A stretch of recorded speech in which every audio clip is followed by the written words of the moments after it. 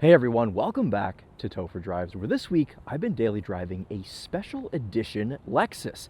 This is the 2025 Lexus RX 500h F-Sport Performance Black Line Special Edition. I think I got that entire thing. Lexus taking some inspiration from Lamborghini these days on naming their models. But no, jokes aside, this was a special edition car for the 2025 model year. Lexus only made 500 of these. However, they kind of pulled a dodge in the way that they brought it back for 2026, but not as a limited edition model. So now, if you want your RX 500h F-Sport Performance to look like this with the incognito paint, the special black wheels, and the orange brake calipers, you only have to pay $2,500, and it's just called appearance package on the configurator. So this is still available for the 2026 model year, which is why we are showing it all off to you today. And while I was sent a 2025 model, it's got about 8,500 miles on it. And well, this week I've been living with it, and in today's video, we're gonna show you what that's like. I've got to run into town, grab a couple of things. We may even stop and top up the 17-gallon fuel tank in this RX 500h, but it's been a few years since I've driven one of these. In fact, I think the last one I drove was the first model year, 2023, and it was, what's that copper color called? Copper Crest, is that what they call it, with the like white interior or whatever. It was similar spec to the last two LC 500s ago when we had that pink looking one. But anyway, today, as I said, this one is finished in incognito. For the 2026 model year, the RX 500h starts at $67,000. If you were to spec one just like this car with the appearance pack, the special headlights, the heated rear seats, the technology pack, all that stuff, it would come in at just around $77,000. And of course, we will have the entire spec, the Monroney, listed in the description for you guys if you want to reference that at any point during the video. But I want to talk about the RX 500h as a car. This is the top of the line, the highest trim level of this 5th generation RX, which again, we've known since the 2023 model year. Think of this as just the hybrid max variant of the Lexus RX. So this has the 2.4 liter turbocharged 4-cylinder engine, mated with multiple electric motors, the rear e-axle, and such. Combined power output here, 366 horsepower, 406 pound-feet of torque. And unlike some traditional hybrids, this is the hybrid max, so we have the 6-speed direct shift automatic transmission and direct 4 all-wheel drive. Lexus also very much enjoying the use of the word direct on this car, so much that they actually put a badge on the back that says direct 4, so you know it's all-wheel drive. But this is pretty normal stuff. You know, we've known this hybrid max powertrain now for a few years. A lot of Toyota cars have it, but they all sort of have their own unique tune, and this one is actually one of the most powerful with the 406 pound-feet of torque. Now, the RX 500h gets you some other stuff besides just the pretty things that you see. We have AVS with this, the adaptive variable suspension, which you'll see these days on any F-Sport handling or F-Sport performance Lexus product. So, in other words, adaptive dampers. And my favorite part, the active rear wheel steering. So this has 4 degrees of rear axle steer, which I noticed straight away when I started driving this week. Super easy to maneuver around parking lots and such. And we also saw this a few weeks ago on the Toyota Crown Platinum that we were driving, and I quite enjoyed it on that as well. So this will kind of just be a revisit to this car as we've already driven it, but I actually don't think I've featured one ever on Topher Drives. So this will be our first look here on my personal channel. And well, yeah, we'll see what this is like to live with. But before we do all of that, why don't we poke around this thing and show you what it looks like inside and out. We'll start in the back, of course, as we do. Open up this power lift gate. I just took this to the car wash because I have genuinely been living with this week, as I do, and it rained yesterday and it got it all nasty, so took it to the wash. I feel like it's maybe going to rain again looking at these clouds, but hopefully it does not. Okay, underneath the trunk floor we have a spare tire. This is a big thing for Lexus these days. Man, when I say big, I really mean big. I suppose it's to fit over the upgraded front brakes that you get on the RX 500, but I was actually in a bit of a situation a couple of years ago with an IS 500. I ran over a nail, and I thought, there's no way this car will have a spare in the back. Sure enough, opened up the trunk, it had a spare, and it saved me. So Lexus kind of protecting the dignity of their buyers with these spare tires. But overall, room back here is pretty good. I mean, this is normal Lexus RX stuff. We have this retractable little privacy shade back here. And yes, the RX has gotten bigger over the years, but as far as segment goes, I mean, this is pretty standard stuff. Load surface is okay. It's not too high, not too low. while we're on the subject of tires and brakes, I do want to touch on these. So for a tire today, we have a Bridgestone Alenza Sport all season and a 235/50R21 squared setup. So just a 235 section tire on this in an all season, not super sporty. What is sporty, which I hate sporty as a word, but I guess we're using it here, orange brake calipers. And on the RX 500H, you get the 6-piston front with the 2-piece rotors. These are actually some proper brakes. And I actually had to use these this morning. I was driving Emily to work and somebody cut in front of me on the highway and I had to go about 90% into the brake pedal, and ABS was activated, and I was quite impressed with these, mostly because this is a 4,750 pound SUV, so pushing 2.5 tons, and those stopped it pretty well. I was very much impressed. But overall, styling-wise, I mean, we know it's unchanged. This is just, we have the new appearance package, and obviously, since this is a press car from Lexus, it has a stupid dealer accessory on it, which are these running boards, which really serve no purpose other than just getting your pants dirty when you're getting in and out. I suppose if you are very short, you can use these to step up into the car. But actually, before we get in, I want to talk door handles, because these are electronic, but not in the way that the stupid aerodynamic ones, you know, like on a Porsche 911 or the new Mercedes cars where they fold into the car. These are constant. They always have the button here for you to get in and out. So I haven't been irritated by these at all. And also, check this out. You get these little manual releases under the door handle. So if the car is ever dead, you are still able to get into it. So we like to see Toyota thinking out of the box, or really just thinking logically, not out of the box. That's normal stuff that we should have for emergencies. So love to see that. Into the back seat, your only interior choice with this special edition was black leather, and I believe it is still, if you get the appearance pack, you have to have the black interior. But since this is a Lexus, this is trimmed out quite nicely. Perforated leather, Alcantara, gray stitching, all of the stuff. Let's go ahead and jump in here. Hear the quietness of this interior. Ready? If you're wearing headphones, that'll be a good demonstration for you. But you're pretty isolated from the outside world in this car. I think a lot of the 4,700 pounds is just foam and fabric and things as sound deadening in here. But favorite part about the back seat, you get these cup holders that emerge. Check it out.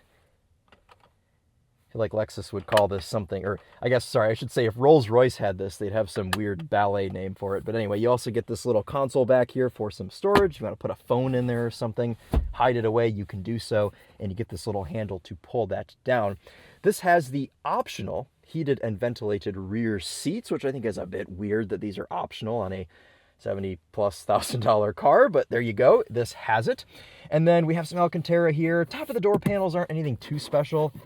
I wouldn't really call that scratchy plastic, but it's certainly not the nicest leather I've seen. 2 seat back pockets and room here sat behind myself. Driver's seat in comfort access position, so it would be a little bit further forward in driving. I've got plenty of room. Headroom is the only place where it feels a little bit limited. I hit my head here when I've got the camera on my face, but that's not normal for people to have cameras on their faces, so that's pretty unique to me.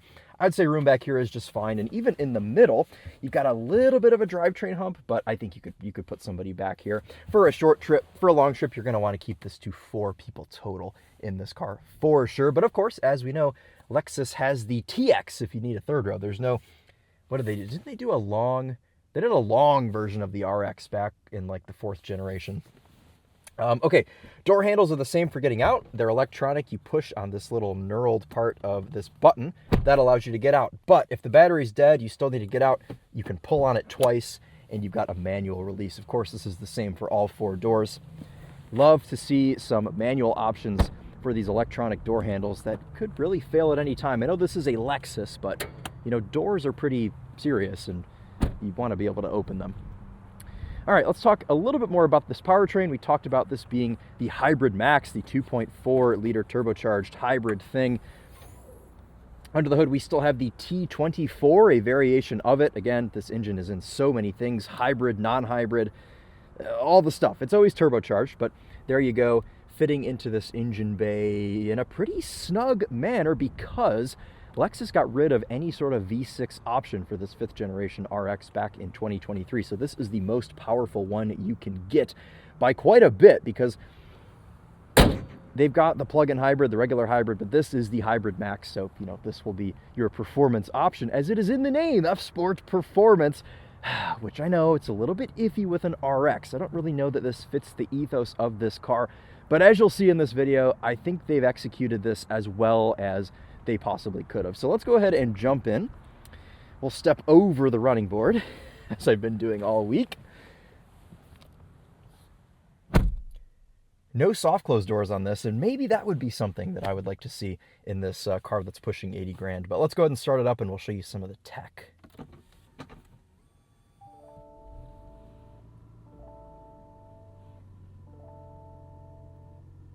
You can hear that rear door resetting itself because I used the manual release, so it has to put itself back into electronic mode. But up front, you know, this is all pretty normal stuff for 5th gen RX. Door panels match the back, so we don't really need to show you those again. Front seats are pretty nice. We have special F Sport badging there on the headrest, and these have some pretty nice bolstering. Actually, very similar look to the seats that you get in the LC500, so like to see those.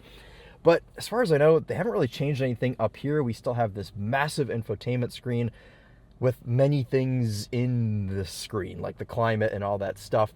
The only plus here, I guess there are two pluses. For one, most of the climate is constant. It doesn't move. You've got these dials that you can adjust your temperature. And also, since this is a higher end Lexus, we have the climate concierge. So I've got that, sorry, I've got that toggled on right now. And jokes aside, it is honestly one of the best automatic climate control systems, and I do usually use it when I'm in Lexus cars that are equipped with it. So you don't have to go in there and mess with anything.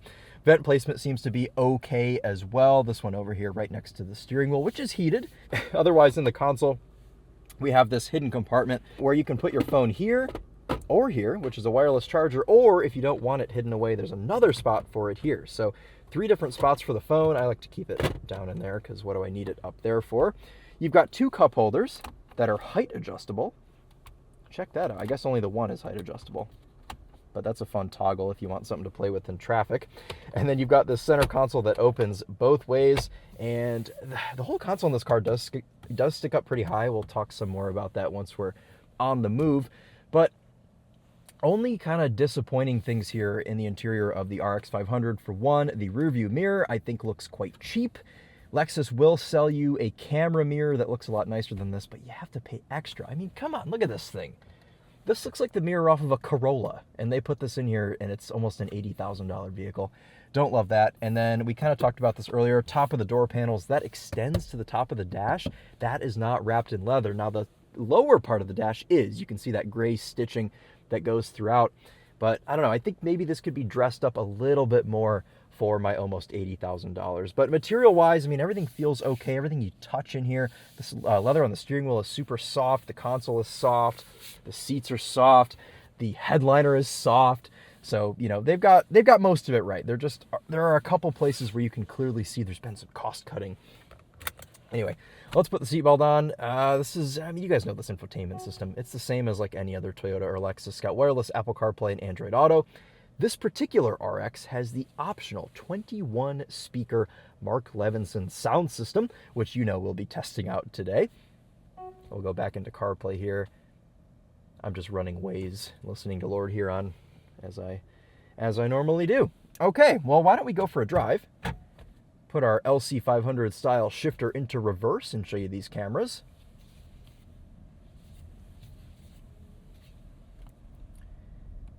You can see 360 camera there helping me park perfectly in 2 spots, but I'm doing this so I can show you that this is actually transparent. Oh, it was for a second and it just got rid of it. But you can actually see that line under the car.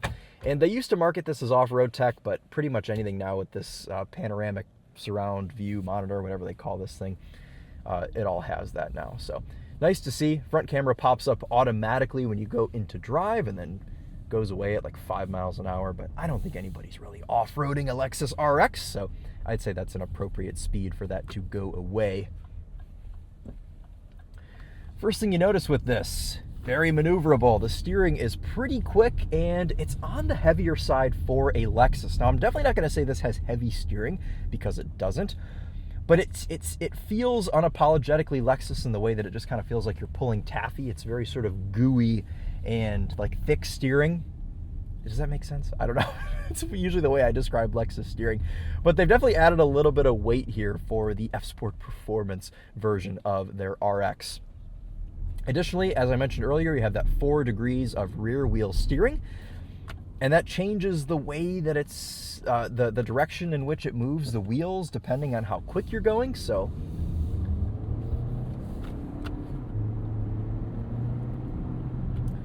when you're maneuvering around a parking lot, it's moving a different way than it is when you're going quickly around a corner. So quite sophisticated stuff, all in the spirit of performance and ease of use, I suppose. Anyway, though, as you guys heard me take off there, this T24 attached to the rest of the Hybrid Max powertrain is just an absolute treat. I mean, we'll pull out in traffic here.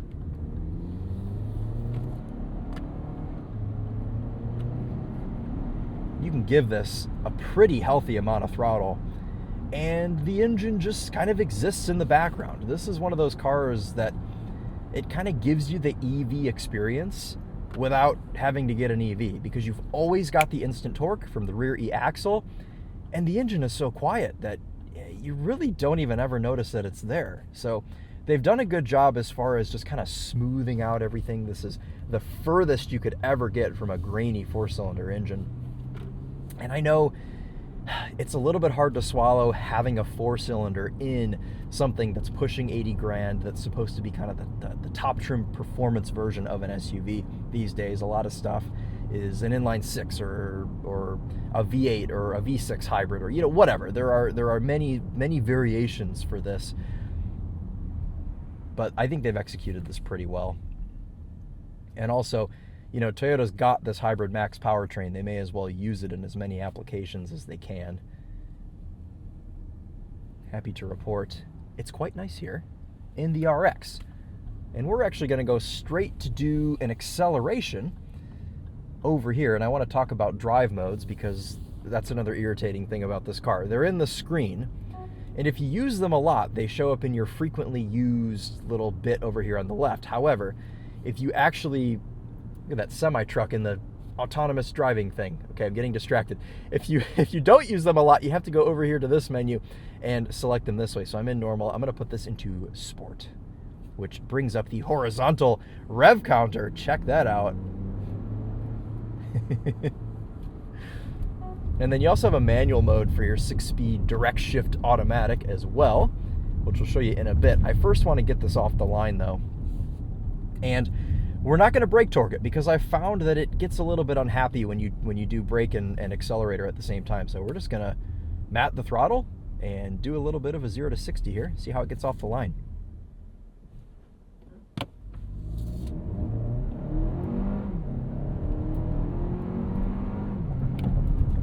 That is supposedly good for 0 to 60 in about 6 seconds.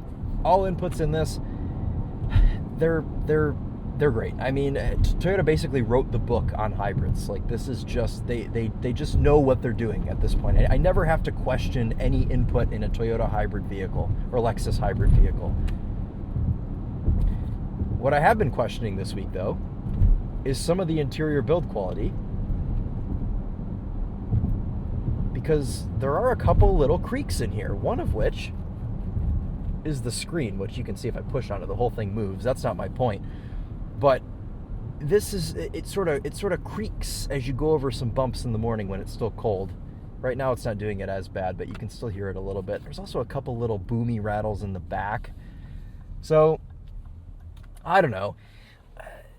There are some things that are just a little bit disappointing in this interior, where you look back at a car like my 98 GS400, and you just know that there was no expense spared with that car whatsoever. All right, we are still in sport. Let's get on it again.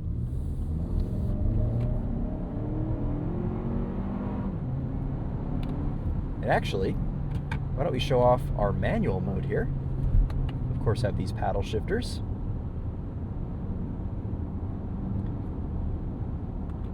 Give these people some room. We're probably going to catch them real quick.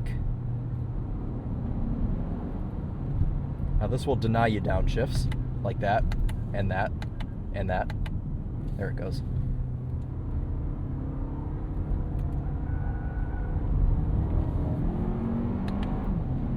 But when it does actually give you the shift, it's direct. I agree with Lexus's terminology there, direct shift.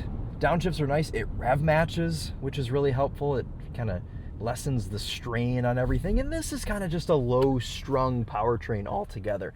I mean, as you can see here, the red line is 6,000 RPM. For a 2.4-liter four-cylinder, I mean, sometimes you see these things rev to 7,500 RPM. So kind of all in the name of longevity here, to kind of keep this legacy alive for this Lexus RX.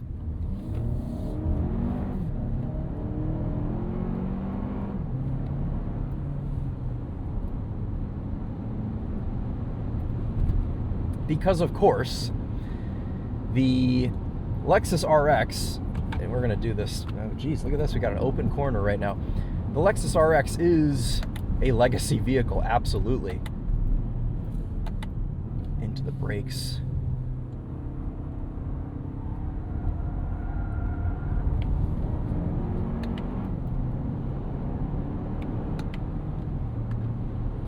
Pretty impressive performance. And you know what? These ABS dampers, they do a good job differentiating, because in sport, they're pretty taut.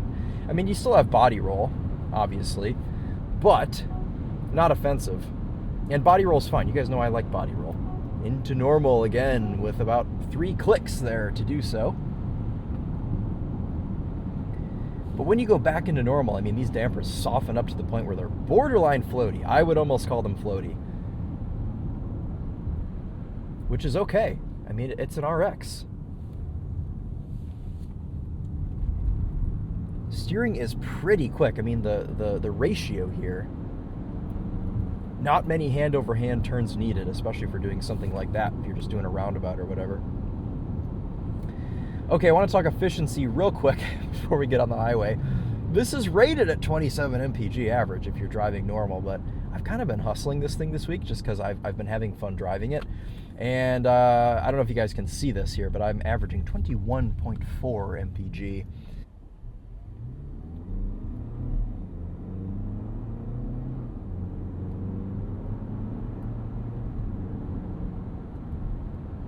Beautiful shifts from the 6-speed. And inputs here, you know, throttle brake, that's all good, but the main input, or the main feeling for a hybrid that should be good, is the switch over from internal combustion to EV and vice versa, EV to internal combustion. Here in this car, it's great. You don't feel it happening at all. Again, Toyota, Lexus, you're always going to have good hybrid characteristics. They don't mess about. And we'll get this merged onto the highway. Test kick down. And you don't hear this engine. I mean, you really don't. Let's talk sitting in the RX 500h F Sport Performance Blackline Special Edition, because for the most part, it's pretty good. Ergonomically in this car, I've got comfy elbows. The console is very soft, or your little console lid here. And then driver's door panel is soft as well. Not quite as nice as the console, but you'd have a real comfy elbow driving with your right hand on a road trip or something where you're just resting your arms. That is good. Seating position in this is nice as well. I've got the seat all the way down and I can still see everything I need, and I'm comfortable in here. Visibility is nice out of the sides, out of the back, even though we don't have the camera mirror in this, it does quite all right.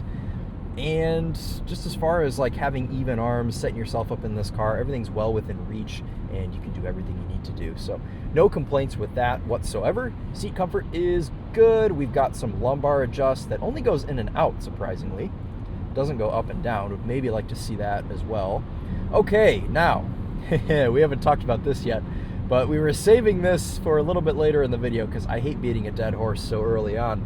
But we have these steering wheel buttons, and you guys know that the Topher and I are not big fans of these. In fact, the Topher calls this button foreplay because you kind of have to tease them before you get them to do anything that you want them to do.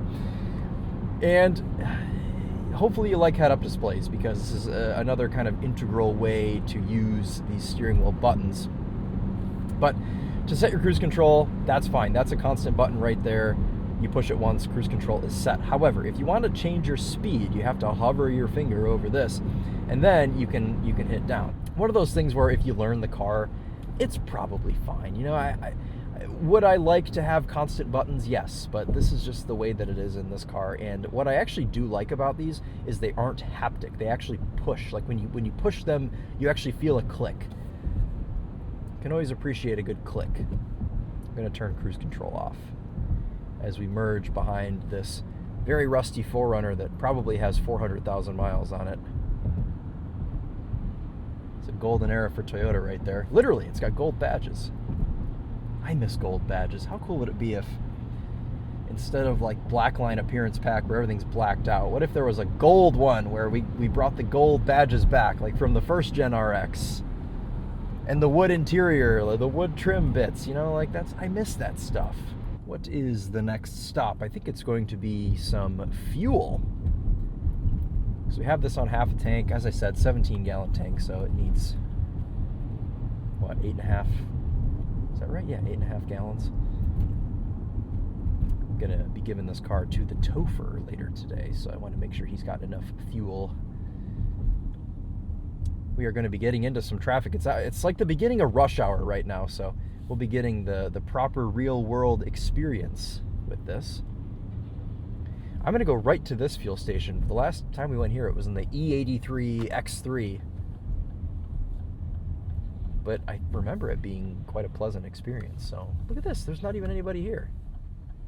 This is Japanese, so it'll be on the driver's side as well. Look at this turning circle. We didn't quite do it, but hey. Easier than most. Okay, into park we go. That will automatically apply your parking brake, but if it doesn't, it's right here in the correct spot behind the shifter.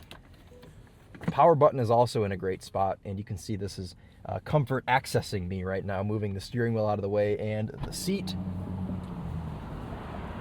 And then, oh, there's probably a button to pop this. There is, right there, a little electronic release for our fuel door. And you can see this takes premium only, and it has a fuel cap. Little place to put it there. That will stick in. Only the nicest 93 octane for the Lexus RX. Still got this like floating D-pillar design here. I think we saw that first on the 4th gen. Oh, only took 7.5 gallons. Okay. Easy enough. Tighten this.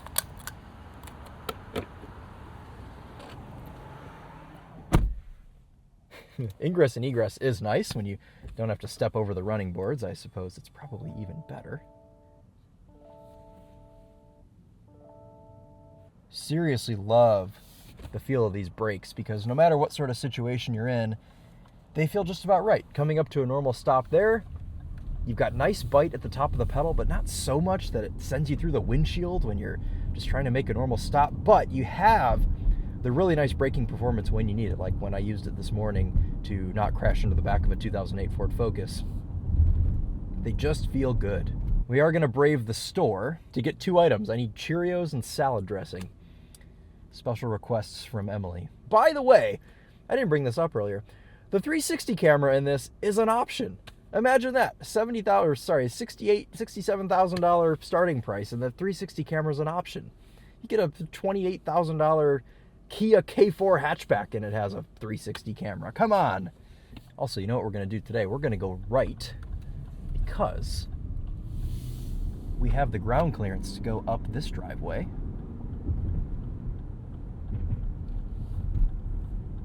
So why not use it and get into the parking lot at a better point? Okay, so check it out. Don't have to angle anything, obviously, with the Lexus RX. My goodness, look at all these people in here today. Oh, I love the maneuverability on this. The steering is just lovely. Seriously good. You can just turn at the last second. The steering is super quick.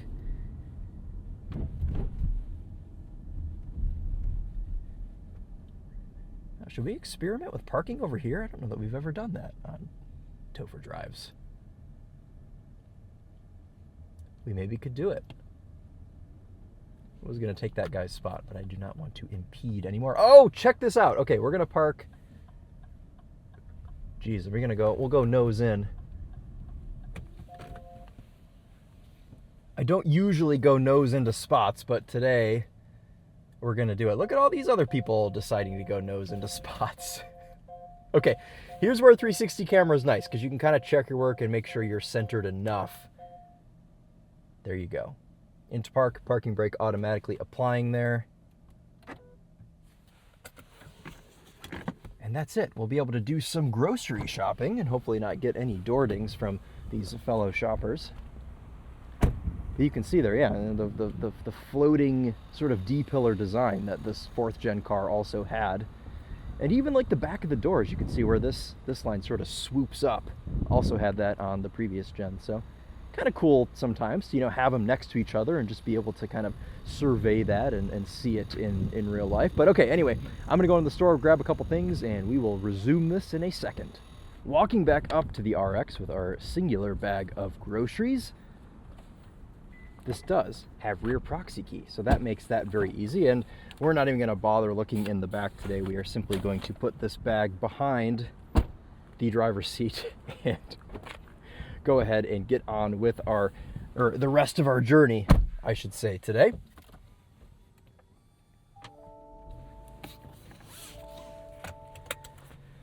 Okay, let's see how easy this is to back out of here.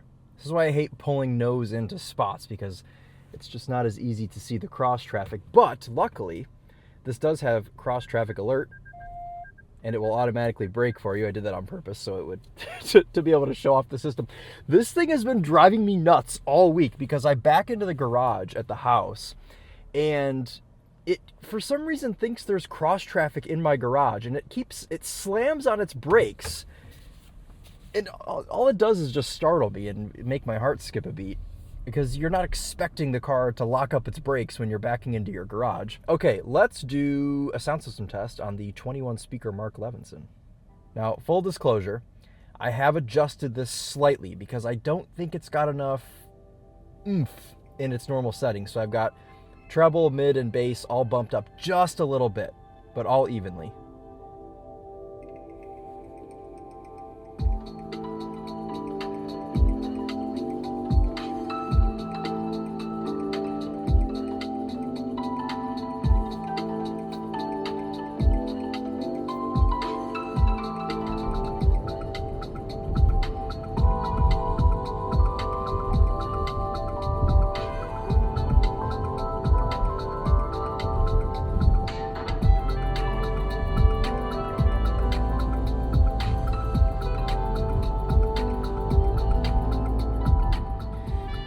Now, this is an interesting one because I wouldn't say that I'm totally blown away by this sound system, and usually Mark Levinson systems are pretty good, the older ones especially.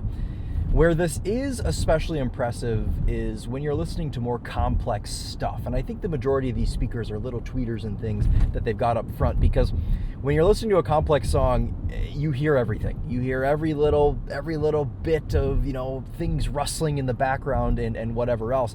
Where I'm a little bit disappointed is when kind of the powerful punches come in the song, and you just don't really get that full effect unless you have this sound system turned up to like level 40 volume. You really don't hear anything below that. So this is kind of one of those systems that doesn't sound great when it's at low volume, but when you turn it up high, then you really get the full experience, and it's worth it. It's not as impressive as like a Bowers & Wilkins, say, in a Volvo, where it kind of just sounds good all the time. As far as road presence goes, the RX doesn't feel overly large, and that's because it isn't. It's kind of just the size for an SUV. And, you find yourself dodging potholes and things, but you really don't need to. You've got enough sidewall, you've got the suspension, you'll be okay. But Lexus, they make a lot of SUVs. It's like 6 of them. There's the UX, the NX, the RX, the TX, the GX, and the LX. I think, unless I'm forgetting any. That's 6. Oh, and the RZ. There's 7 SUVs. So you've got 7 to choose from in the Lexus lineup. One of them will probably be right. They all kind of drive the same, except the GX and the LX, because those are more off-road focused. But the UX, the NX, the RX, and the RZ, they all kind of drive the same. They all have the same sort of steering feel. If you get them with the adaptive variable suspension, they all kind of ride the same. Mostly the tech is the same inside. The UX is a little bit different because it hasn't been updated. But it's kind of just you pick your size, you pick your powertrain, and that's it. That's a special edition GTI. I am also a special edition.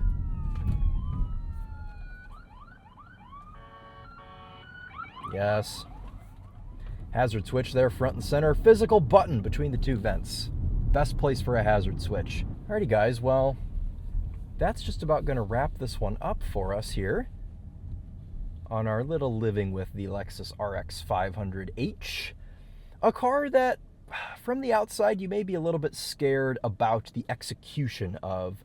But what I love so much about this is they've made a so-called performance version of the RX, which they've never done before until this 5th generation.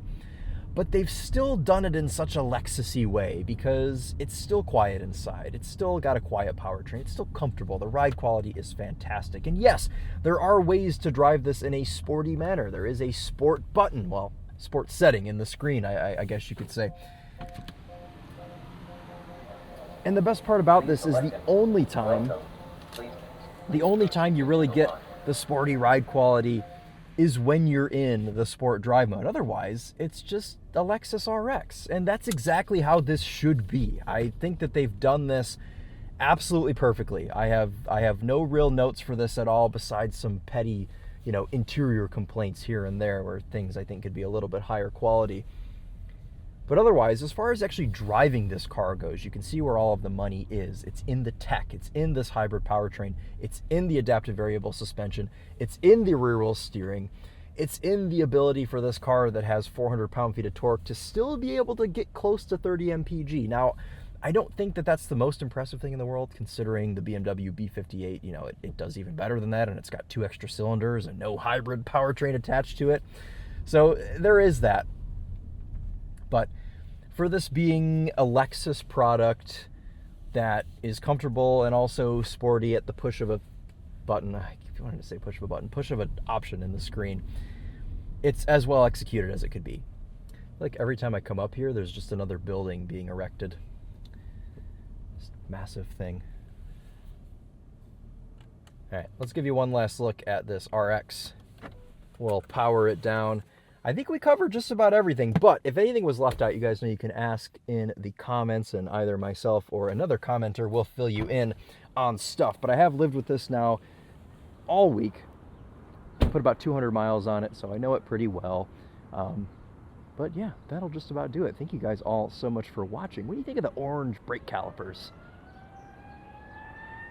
That's what I think about them. That's how they make me feel. All right. Well, I suppose that'll be a wrap here on this car. Thank you guys again all so much for watching, and we will see you in the next one. Take care.